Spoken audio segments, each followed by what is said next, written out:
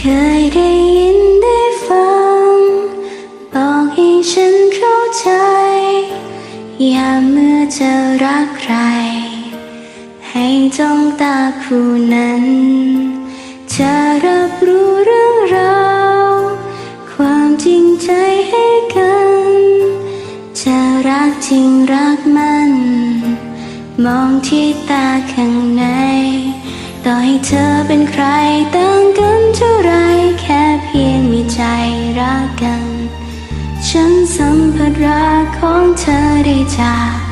สายตาเพียงสบตาเท่านั้นหัวใจฉันก็อุ่นใจเพียงสบตาเท่านั้นฉันก็รู้ทันใด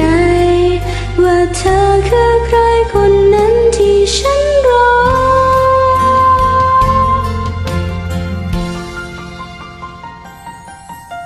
ให้ความรักของเราผูกพันใจสองใจอย่างต้องไกลแสนไกลนึกถึงตาคู่นั้นต่อให้เธอเป็นใครต่างกันเท่าไรแค่เพียงมีใจรักกันฉันสัมผัสรักของเธอได้จากสายตาเพียงสบตาเท่านั้นหัวใจฉันก็อุ่นใจเพียงสบตาเท่านั้นฉันก็รู้ทันใดว่าเธอคือใครคนนั้นที่ฉันรอ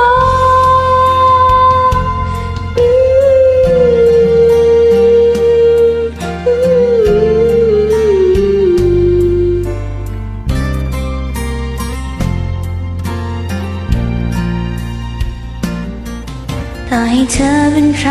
ต่างกันเท่าไรแค่เพียงมีใจรักกันฉันสัมผัสรักของเธอได้จากสา